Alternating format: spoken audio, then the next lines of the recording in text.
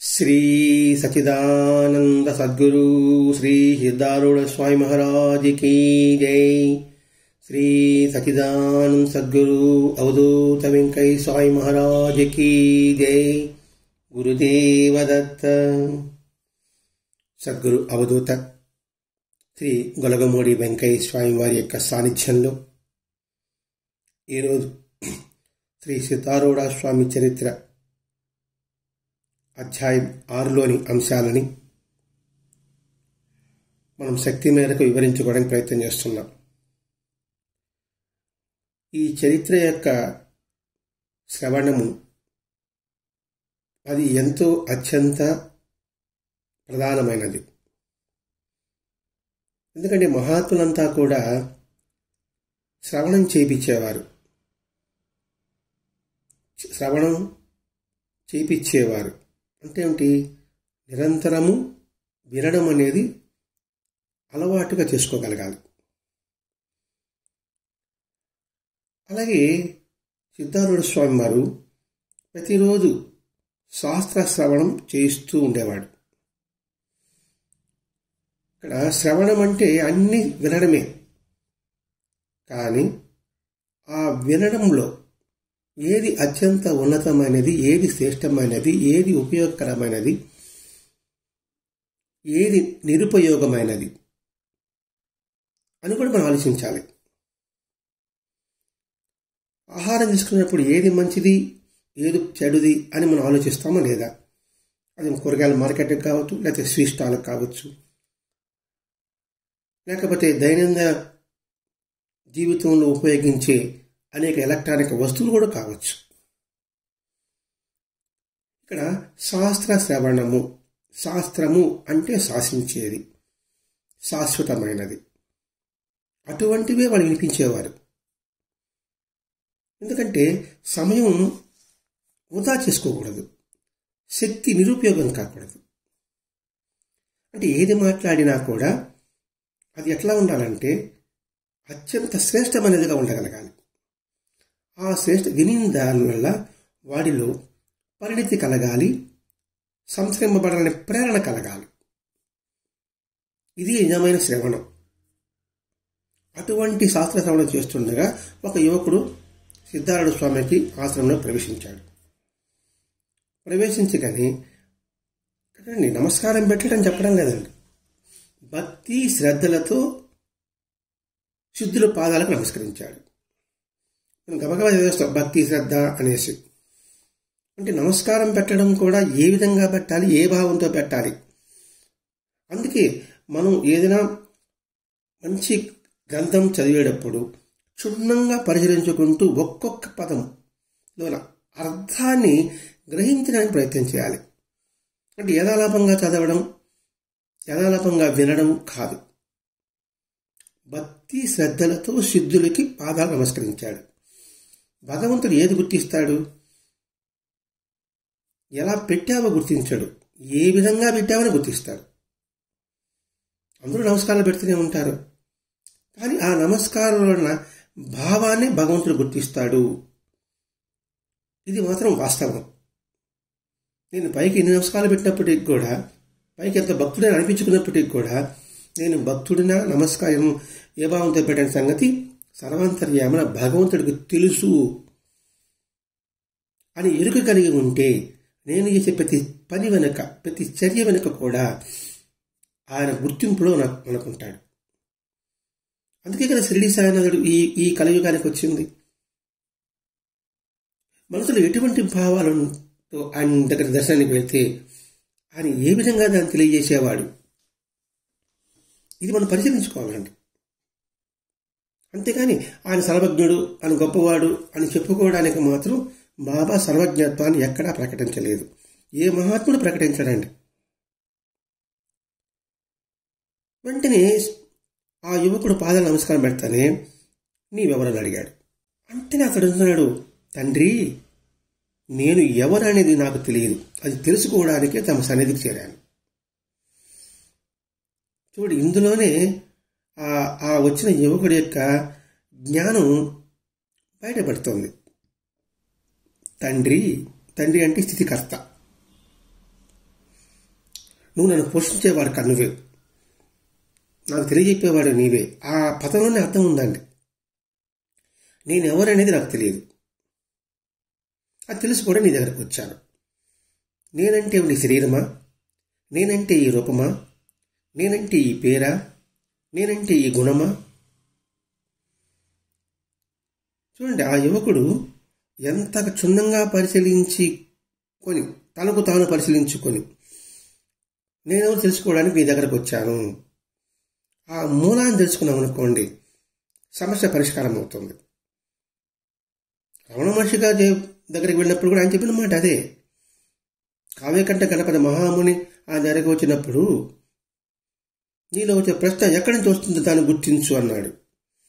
అసలు నేను ఎవరో అని ఎవరికి వారు కానీ అర్థం చేసుకుని అవగాహన చేసుకోగలిగితే వాడి యొక్క జన్మ ధన్యం. అది చెప్పడానికి మహాత్ములు అనేక రూపాల్లో మనకి, అనేక ప్రాంతాల రూపంలో మనకి తెలియజేస్తూనే వస్తూనే ఉన్నారండి. వెంటనే ఆ ఒక్క చూపులోనే ఆ యువకుని యొక్క మనస్తత్వం సిద్ధులు గ్రహించాడు. ఇతడే నిజమైన ముముక్షువు. చూడు, నిజమైన పదాలు నిజమైన అనే పదాలు వాడుతుంటారండి. నిజమైన ముముక్షువు అంటే ఏమిటి? కపట ముముక్షులు కూడా ఉంటారని అర్థం. అంటే తెలిసి కూడా తెలియనట్టుగా నటించే వాళ్ళు ఉంటారని అర్థం. తెలుసుకోవాలని ఆకాంక్ష ఉన్నట్టుగా కనబడే వాళ్ళు ఉంటారని అర్థం. ఒకవేళ తెలుసుకొని దాన్ని పట్టించుకోకుండా ఉండేవాళ్ళు ఉంటారని కూడా అర్థం. అందుకని మన యొక్క మనస్తత్వం ఎదుటివాడికి తెలియకపోయినా మన మనస్సాక్షికి తెలుసు. ఆ మనస్సాక్షి భగవంతుడు. ఆ భగవంతుడు సిద్ధుడు రూపంలో ఇతడే నిజమైన ముముక్షువని గ్రహించాడు. అప్పటికే ఆయన వదిలిపెట్ల మరీ కొంత పరీక్షించదలిచి పైకి ఉపేక్ష భావం వహించాడు. పైకి ఉపేక్ష భావం అంటే ఏమిటి? పట్టించుకోకుండా ఉండడం. పైకి అంటే లోపల మాత్రం ఆ యువకుడి పట్ల ఎంతటి ప్రేమతత్వం ఉంది. ఎందుకు అలా ఉపేక్ష భావం వహిస్తున్నారు? ఇంకా అతన్ని సానబట్టాలి, అతడు రాటు తేలాలి. అలా కాకుండా ఆ శబాష్ అన్నాం అనుకోండి, అక్కడికి ఆగిపోవచ్చేమో. అందుకని నిజమైన సద్గురు ఎప్పుడూ కూడా ప్రశంసల కన్నా కూడా వారిని పురోగతి తీసుకోవడం కోసంగా పైకి భావాలు, మాటల్లో కావచ్చు, చేతల్లో కావచ్చు, వాళ్ళని చేసే పనులు నిరసించుతూ ఉండొచ్చు. ఎందుకంటే తద్వారా వాడు ఏం తెలుసుకుంటాడు అంటే ఆటుపోటులు తట్టుకు నిలబడగలుగుతాడా లేదా పారిపోతాడా? ప్రశంసలకి లొంగిపోతాడా? అలా కాకుండా కష్టాలకి కుంగిపోతాడా? ఇది పరీక్ష పెడతాడండి సద్గురు. ఎందుకంటే వాళ్ళని అత్యంత ఉన్నత స్థాయికి, తనకన్నా గొప్ప స్థాయి తీసుకుపోవాలని తపన పడతాడండి. అందుకే ఆ సద్గురువుని తండ్రి అని సంబోధిస్తుంటారు. అతడు మఠంలోనే ఉండిపోయాడు, ఏదో సేవ చేసుకుంటున్నాడు. ఆ సేవ అండి, చుట్టూ ప్రాంగణం దక్షించడం, శుభ్రం చేయడం. సిద్ధుడు ప్రసాదం పెడితే తినేవాడు, లేకపోతే ఒక్క మెతుకు కూడా ముట్టుకునేవాడు కాదు. చూడండి ఎంతటి కఠిన నిష్టల్లో ఉన్నాడు చూడండి ఆ యువకుడు. ఆయన పెడితే తినేవాడు, పెట్టలేదా అది ఆయన ప్రసాదంగా తీసుకునేవాడు. ఏది పెట్టలేదు కూడా ఆయన ప్రసాదమే. అంటే నా క్షుద్బాధని ఎంత తట్టుకుంటాగలడని అని తన గురుగారు పరీక్షిస్తున్నాడేమో. కాబట్టి ఆహారం లేకపోయినా కూడా నేను ఎంతకాలం నా మనసుని చరించకుండా ఉంచుకోగలను అని తనకు పరీక్ష ఏమో. చూడండి పదం, ఆకలి ఉన్నప్పుడు అయ్యో ఆకలి అని ఆ ఆహారం మీద మనసు వెళ్తుందా? లేదు. సర్వాంతర్యామైన సద్గురువైన ఆయన పాదాల మీద దృష్టి ఉంటుందా? ఇదే కదండి గత అధ్యాయంలో మనం చూసుకున్నాం.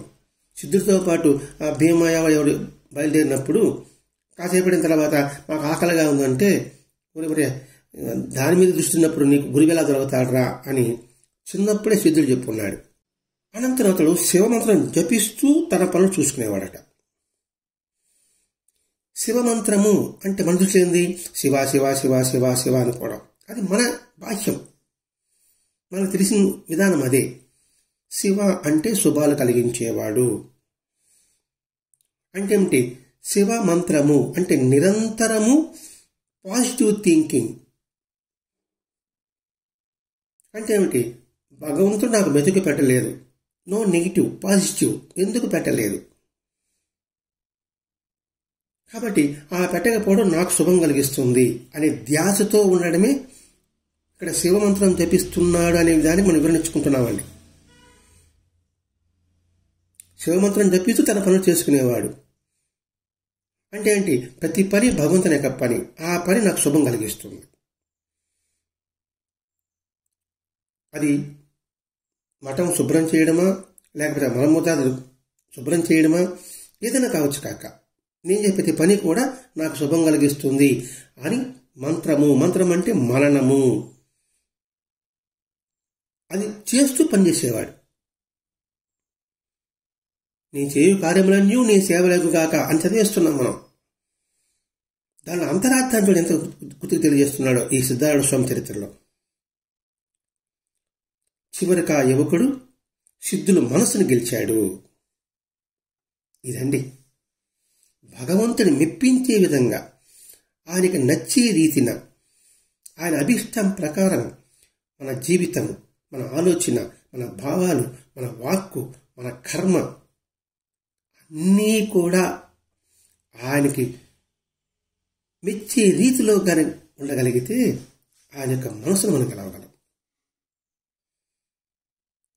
వెంటనే సిద్ధులు అతని దాస భక్తికి మెచ్చి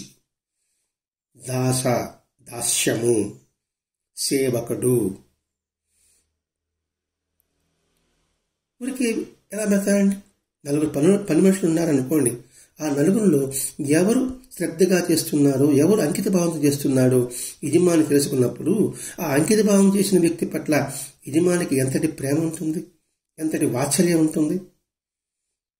అదేవిధంగానే ఈ స్థితికి దాస బుద్ధికి మెచ్చి అతని కబీర్ అని పేరు పెట్టాడు.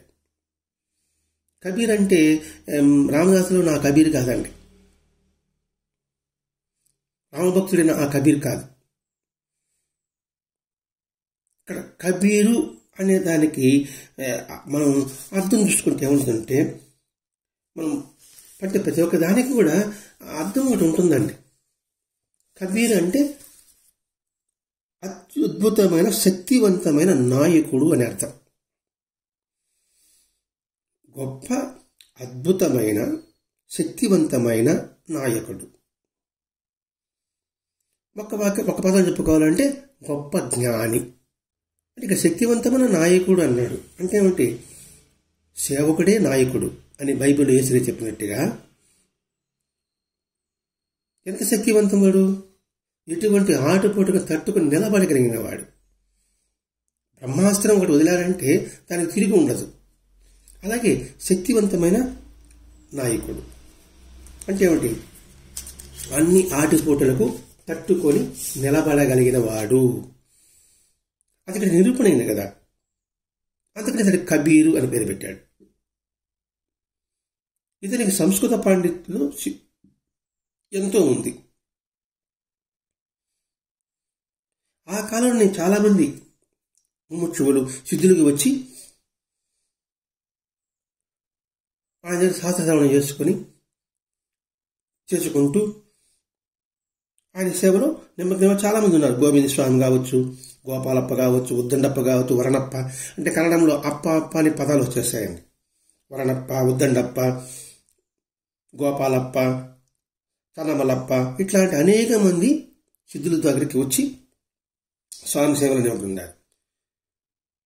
ఈ యువకుడు జన్మతః ముస్లిం అయినప్పటికీ కూడా సంస్కృత భాషలో పాండిత్యం, సంగీతంలో ప్రావీణ్యం. ఈ కబీర్ అనే అతడు ఏదో అదోని జాగీర్దార్ పుత్రుడని, హైదరాబాద్ నిజాం దగ్గర సంబంధికుడని అంటుండేవారు. ఎక్కడి నుంచో తెలియదు, కానీ హైదరాబాద్ నుంచి నిజాం వాళ్ళకి సంతతి అని అనుకునేవారు. ఈ కబీర్ 10,000కు వజ్రపు ఉంగరాలు ఉండేదట. చాలా ఖరీదైన వస్త్రాలు ధరించేవాడట. ఏమిటి 10 వజ్రపు ఉంగరాలు ధరించేవాడు ఉండేవి? ఇక్కడ చూడండి, 10,000 వజ్రపు ఉంగరము. వజ్రం అంటే అంతకు మించి విలువైంది ఏమీ లేదు. ఇక్కడ ఉంగరాలు ఉండేవి అంటే ధరించేవాడు అంటే ఏంటి? వజ్రపు సమానమైన ఇంద్రియాలని తన కట్టడి చేసుకున్నవాడు, దాన్ని ధరించినవాడు. బాహ్యంగా చూస్తే 10,000కు 10 ఉంగరాలు. ఎందుకంటే ఇంద్రియాలు చాలా బలమైనది, వాళ్ళ పట్టణ అది లొంగదు. అటువంటి ఇంద్రియాలని తన అధీనంలో ఉంచుకున్నవాడు అని కూడా మనం భావం తీసుకుంటామండి. అంటే ఈ భావం ఎక్కడ శాస్త్రంలో ఉందా, ఎవరు చెప్పారా అని కాదండి. ఇక్కడ ఏదైనా మన సాధనకు ఉపయోగించే విధంగా, ఇప్పుడు ఉంగరం చూసామనుకోండి, మనం వేలికి ఒక ఉంగరం వేసుకున్నాం అనుకోండి, ఉంగరం మీరు వేసుకుంటామండి. ఓహో, ఈ ఉంగరం రజోగుణానికి గుర్తు కాబట్టి ఇక ఎప్పుడు కూడా ఈ రజోగుణం నేను ఆపేక్ష ఉండకూడదు అనే భావంతో, ఆ ఉంగరం పట్ల భావంతో నువ్వు వేసుకున్నప్పుడు నువ్వు సాధనలో ఉన్నట్టు. అంటే ఇప్పుడు బాబా ఉంగరము, వెంకటేశ్వర ఉంగరము, లేక డాలరు ఎందుకు వేసుకుంటామండి? నిరంతరము ఎరుక కోసం, గుర్తింపు కోసం, అంతే కదా. ఫ్యాషన్ వేసుకునే వాళ్ళు కొందరు ఉండొచ్చు, ఆడంబర పని వేసుకునే ఉండొచ్చు. కానీ దాని అర్థం ఏంటి? మొట్టమొదట మనం బాబా దగ్గరికి వెళ్ళాను, షిరిడికి వెళ్ళాను అనుకోండి, ఉంగరం తీసుకుంటే ఎందుకంటే అప్పుడు మొట్టమొదటి ఎప్పుడు ఆ గుర్తులో ఎరుకులో ఉండాలని. అలాగే ఈ 10 ఇంద్రియాలు త్రిగుణాలు నేను ఎప్పుడు కూడా జయించాలనే భావం నిరంతరం ధరించడం అనే భావం కూడా ఉండవచ్చు. ఖరీదైన వస్త్రాలు ధరించేవాడు, ఆ వస్త్రాలు చాలా విలువైనది, ఎంతో విలువైనది. ఇక్కడ వస్త్రము అంటే అంబరము, అవధూత అంబరము, అంబరమును ఆకాశము, ఖరీదైనది, విలువైనది. అంటే ఉన్నతమైన భావాలని, ఇప్పుడు మంచివాడు అనిపించుకోవాలంటే దానికి ఎంత శ్రమపడాలండి? ఒక మంచి వస్తువు కొనుక్కోవాలంటే దానికి ఎంత పైకం చెల్లించాలండి? మరి ఈ భావాలని స్థిరంగా ఉంచుకోవాలంటే అది ఖరీదే కదా, దానికోసం ఎంత కృషి చేసి ఉంటారు అని కూడా మనం భావించుకుందాం. కానీ చూసేవారికి అనిపిస్తుంది, ఈయన సాధువు అంటున్న విరాట్ సాధువుడుగా ఉన్నాడే, సోకులతో ఉన్నాడే అని అనిపిస్తుంది. ఎవరికి? పామరులకి. ఎందుకంటే మన దృష్టి ఆ కోణంలో చూస్తాం కాబట్టి. కానీ ఆ కోణం కాకుండా ఇంకో మరొక కోణం ఉంటుంది. ప్రతి ఒక్క దానికి 2 కోణాలు ఉంటాయండి. కత్తికి 2 వైపులా పదునున్నట్టుగా మంచి చెడు, సత్యము అసత్యము, ధర్మము అధర్మము, వెలుగు చీకటి, రాత్రి పగలు, ప్రతి ఒక్కదానికి ఉంటాయండి. నువ్వు ఏ దృష్టి చూస్తే అది నీకు కనిపిస్తుంది. కానీ ఇది అంతఃకరణం మాత్రం స్వచ్ఛమైనది. అంత డాబుగా ఉన్నాడు కదా. ఎవరైనా సరే ఎంతో వినమ్రంగా, ఎవరైనా సరే అన్నాడు పదమాడు, ఎవరైనా సరే అన్నాడు. అంటే వాడు కటికి పేదవాడా, కుష్టిరాగివాదుడా, లేకపోతే ధనవంతుడా కాదు, అధికారా కాదు, వినమ్రంగా దొర అని పిలిచేవాడు. మగవాళ్ళని, ఆడవాళ్ళని తల్లి అని సంబోధించేవాడు. అది గమనించాలి, అంతఃకరణను గమనించాలి మనం. కబీరు తన అలవాటు ప్రకారం అతను ఒక పెద్ద గుండెగుడు అంటారండి. ఎంతకుముందు అంటే పెద్ద గుండెగుడు అంటే ఎత్తులకి పెద్ద పాతాదానికి పెద్ద 2 చెవులు పట్టుకోవడానికి చాలా పెద్దదిగా ఉంటుందండి. అండాలంటాం మనం, పాతకాలం అండాలంటాం. దాని నిండా నీళ్లు పోసుకుని దానిలో అత్తరు వేసుకొని స్నానం చేసేవాడు, సుగంధ వేసుకొని స్నానం చేసేవాడు. ఎందుకు అలా చేసేవాడు? ఇప్పుడే చెప్పుకున్నాం, ఆయన అంతఃకరణ మనం గుర్తించండి అని. ఒకసారి నీటికి బాగా కరువు వచ్చింది. అప్పుడు కూడా స్నానం అలా చేసేవాడు. అప్పుడు సిద్ధులు చూచి, ఏం కబీరా, ఈ కరువులో జనానికి త్రాగే నీళ్ళు లభించక అలమటిస్తూ ఉంటే నీవు ఇన్ని నీళ్లు శరీరం కడుక్కోవడానికి వృధా చేయవచ్చా? ఈ నీరు ఎంతమంది మనుషులకి, పశువులకి, పక్షులకి తాగడానికి పనికి వచ్చేదో కదా, పనికి వస్తుంది కదా కాదు, పనికి వచ్చేదో కదా. చూడండి, అక్కడ కూడా వాళ్ళు అటాచ్మెంట్ ఉండదండి. పనికి వచ్చేదో కదా అంటే ఆలోచించు, పనికి వస్తుంది కదా అది నా నిర్ణయము. ఎట్లా చెప్తున్నారండి మాస్టర్ గారు? ఆలోచింపజేస్తాడన్నమాట. శరీరం కడుక్కోవడానికి అంటే ఏమిటి? నశ్వరమైన ఈ శరీరం కడుక్కోవడానికి ఇంత నీళ్ళు వృధా చేస్తున్నావు అని. అంతే. అప్పటి నుండి కబీరు ఒక్క చెంబు నీళ్లు కూడా ఒంటి మీద పోసుకోలేదు. అంతటి వజ్రనిష్ట కబీరుది. వజ్రనిష్ట ఎందుకు వజ్రపు రుమాలు వేసుకున్నట్టు అర్థం ఏంటండి? అంత దృఢమైన సంకల్పం కలిగిన వాడు, అంత దృఢమైన సంకల్పాన్ని ధరించిన వాడు. అంతేకాని బాహ్యమైన వజ్రపు డొంగలాలు, బంగారు ఉంగరాలు మనం చూడకూడదండి. కానీ కొంతమంది అలా వేసుకుంటారంటే వాళ్ళ యొక్క ప్రవర్తన, వాళ్ళ యొక్క మాటతోనే వాళ్ళకి అర్థమవుతుంది. ఇప్పుడు నేను వేసుకున్నానంటే 10 బొంగరాలు, ఈ భావనాలు ఉంటుందంటారా? నా మాట తీరు, నా ఆలోచన తీరు, నా చూపు గమనిస్తే మనకి అర్థమవుతుంది. ఎదుటివారు నన్ను గుర్తించాలని వేసుకుంటాను, నేను గౌరవించాలని వేసుకుంటాను. కానీ ఈ కబీలు అలా కనిపించరు. గురువుగారు చెప్పారు, ఎందుకంత వృధా చేస్తున్నావు? అంతే, ఒక చెంబు నీళ్ళు వాడలేదు. ఇక్కడ మనం గుర్తించవలసింది వృధా అనేది, మనం నీళ్లు ఎంత వృధా చేస్తున్నాము అనేది మనం ఇక్కడ ఆలోచించాలండి. అవసరానికి మించి నీరు వాడుతున్నాం. మా కరువు కాటకాలు లేదండి, పుష్కలంగా మనకి ట్యాప్లో వస్తున్నాయండి. అంటే ప్రతి ఒక్క నీటి బొట్టు కూడా ఏది కూడా వృధా అనేది ఉండకూడదు. అది ఇంకొకటి ఉపయోగపడుతుంది కదా. ఇట్లాంటివి మనం గ్రహించాలండి. ఆయన గొప్పవాడు, ఆయన సూర్యుడు అని భావంతో ఆయనకు భజన చేయడం, పూజలు చేయడం కాదు. వారి జీవితంలో అంతరార్థాన్ని మన జీవితానికి అనుసంధానం చేసుకుంటూ, అన్వయించుకుంటూ జీవించగలగాలి. ప్రతి క్షణము సంస్కరించుకోవడానికి నువ్వు ప్రయత్నం చేయాలి.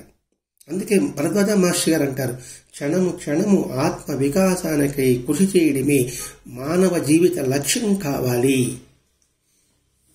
ఆ పదం మానవ జీవిత లక్ష్యం కావాలి, అదే లక్ష్యం కావాలి. ఒకరోజు ఒక పండితుడు ఒక మఠానికి వచ్చాడు. సిద్ధార్థ స్వామి, మీరు బ్రహ్మం అంటూ ఉంటారు కదా, బ్రహ్మం గురించి ఇంతగా చెప్తారు కదా, మీరు బ్రహ్మం అనేది ఎట్లా ఉంటుంటారు మాకు చూపిస్తారా? ఇది మాట చెప్పేస్తారు, బ్రహ్మం అంటారు, పరబ్రహ్మ మనం అంటాను. పరబ్రహ్మం ఒకటి, ఆత్మ ఒకటి, పరమాత్మ ఒకటి అని సత్యంగా చెప్పుకుంటూ పోతుంటున్నాం. ఎవరైనా వచ్చి ఆత్మ అంటే ఏమని చెప్పి నేను చూపించగలనా? అందుకే అంటానండి, కృష్ణ భగవానుడి కన్నా కూడా బ్రహ్మాండంగా భగవద్గీత చెప్పేవాళ్ళు నేటికి ఉండవచ్చుగాక. కానీ కృష్ణుడిచ్చిన సాక్షాత్కారం ఇవ్వగలరా? అందుకే ఇక్కడ మాటలు కాదు, చేతలు. అంటే ఏమిటి? అనుభవపూర్వకంగా అనుభవించి గాని నువ్వు వాక్యం చెప్పగలిగితే ఎదుటివాడి మనసు బాగా హత్తుకుంటుంది. మహాత్ములంతా కూడా అనుభవపూర్వకంగా చెప్పిన వాక్యాలు. అందుకే వేదాలంటే అపౌరుషాలు అంటారు. అంటే ఏంటి? రచించింది కాదు, వాళ్ళ హృదయ భావాలు అంటారు. అలాగే భరద్వాజ మహర్షి గారు పూజలో అష్టోత్తరం అంటాం, 108 అంటాం. కానీ మహర్షి గారు బాబా ఎదురుగా కూర్చొని అప్రయత్నంగా వచ్చిన ఆ గుణాల పుష్పాలు దాదాపు 300 చిల్లర ఉందండి. అది మనం చూడాలి, అది చదువుకోవాలంటే మహర్షి గారు మొట్టమొదటి పూజా పుస్తకం ఉంటుంది, సాయినాథ పేరు, చిన్న పుస్తకం. దానిలో ఉంది 320 నామాలు ఉంటాయి అందులో. ఆ ప్రశ్న వేసాడు, నువ్వు బ్రహ్మ గురించి చెప్తున్నావు కదా, నువ్వు బ్రహ్మ ఇట్లా ఉంటాడు మాకు చూపించలేరా? స్వామి వివేకానంద రామకృష్ణ పరమహంసని దేవుడున్నాడా, ఉంటే చూపిస్తావా అన్నప్పుడు ఉన్నాడు, చూపిస్తానని ప్రత్యక్షంగా అనుభవించాడు కదా. అలాగే ఈ సిద్ధార్థ అడిగాడు, చూపించలేరా అని. ఆ సమయంలో ఈ కబీరు లోపల దిగంబరంగా స్నానం చేస్తున్నాడు. వెంటనే కబీరా అని పెద్దగా కేకేసి పిలిచాడు. ఎవరు? సిద్ధార్థ స్వామి. అతడు స్నానం చేస్తూ కూడా ఈ పదాలు చూడండి, శివమంత్రం జపిస్తూ దేహస్మరణ మరచి స్నానం చేస్తూ ఉన్నాడు. చూడండి, శివమంత్రం గురించి మనం ఎంచుకున్నాం అంటే నిరంతరము శుభాన్ని మననం చేయడము. ఎందుకంటే పైన తదాస్తి దేవతలు ఉంటారని పెద్దలు చెప్తారు. ఎప్పుడూ శుభం శుభం శుభం శుభం, ప్రతి ఒక్కటి శుభం, అంతా మంచికి, అంతా మన మంచికి అనే భావాన్ని నిరంతరం చెప్పేటప్పుడు అందరికీ అంతా మంచి జరుగుతుంది. దేహస్మరణ లేదు, నేను ఈ శరీర స్నానం చేపిస్తున్నాను అని కూడా లేదు. వెంటనే ఏంది, ఆయన పిలవగానే ఆ శబ్దం చెవిన పడగానే ఆ చెవిలో నుంచి హృదయంలోకి ప్రవేశించగానే నేను స్నానం చేస్తున్నాను, దేహస్మరణ చెప్పాడు, నేను స్నానం చేస్తున్నాను అనే భావం లేదు. పరిగెత్తుకుంటూ వచ్చి గురువు ఎదురు నిలబడ్డాడు. అప్పుడు ఆ పండితుని చెప్పాడు, బ్రహ్మం అంటే ఇట్లా ఉంటాడని, చూడని. మరి అసలు బ్రహ్మం అంటే ఏమిటి? బ్రహ్మానికి అర్థం ఏమిటి? మనం పాట విన్నాం, బ్రహ్మం ఒక్కటే పరబ్రహ్మం ఒక్కటే అని అన్నమయ్య చెప్పిన పాటలో మనం విన్నాం.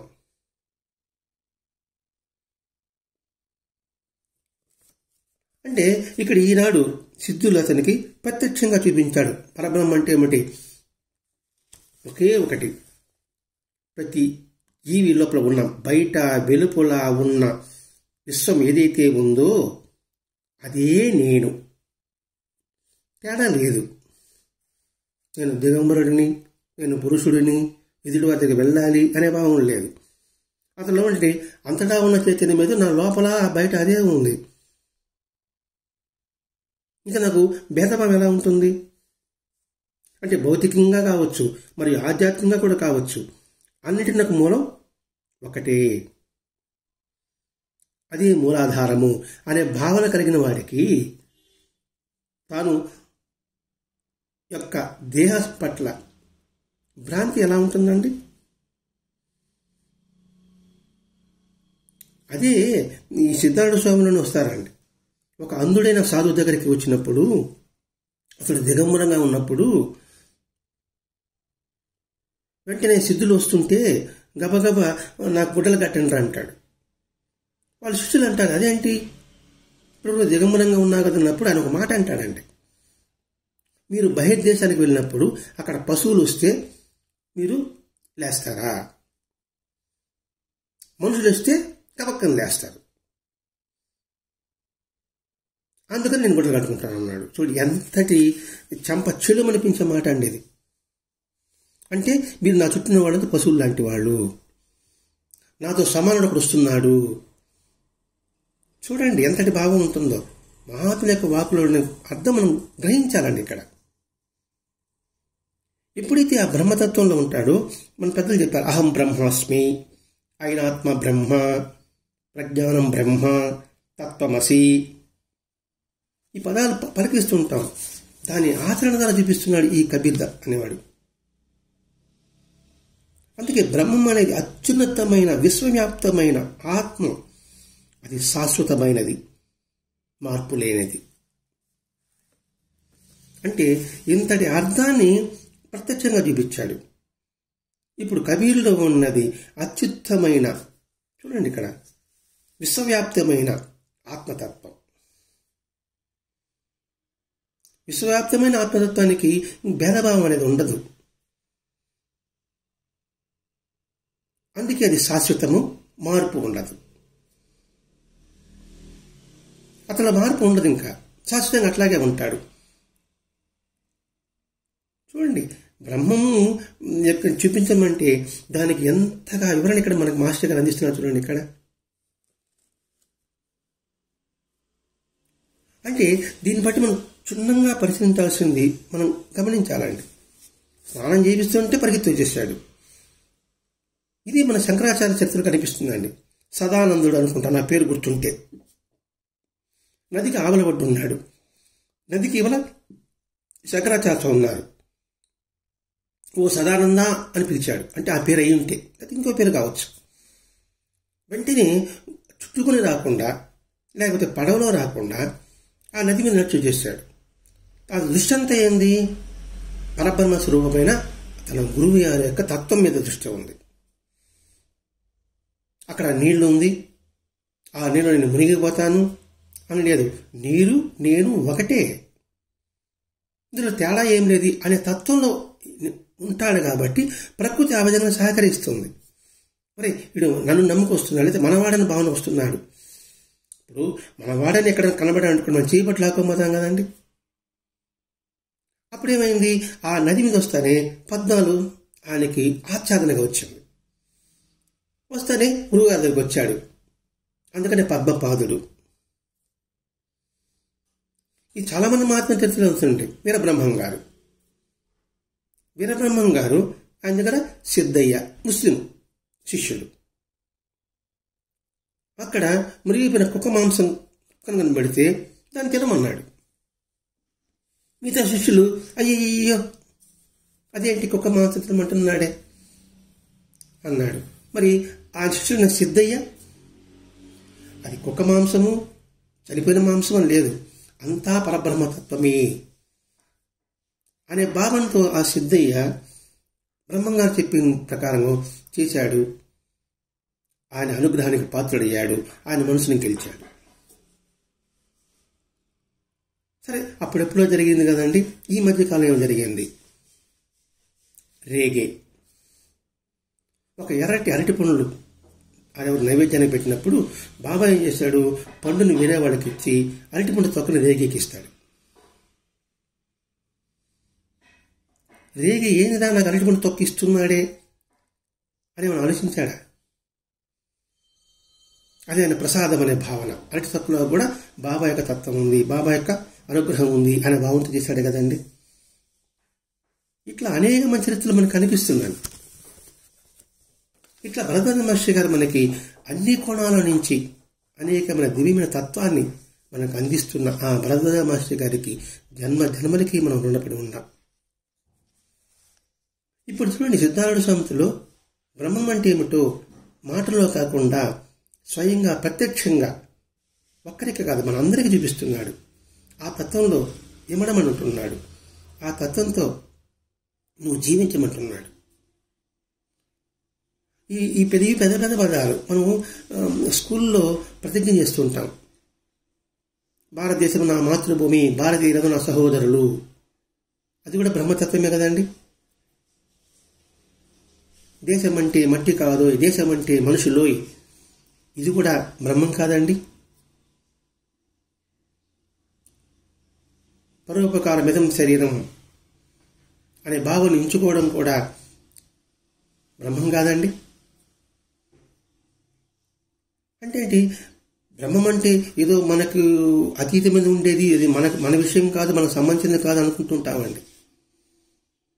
దేశం అంటే మట్టి కాదు, దేశం అంటే మనుషులోయ్ అనే భావన నింపుకోవడం వల్ల అది బ్రహ్మతత్వంలో ఇమడిబడి ఉంటాడు.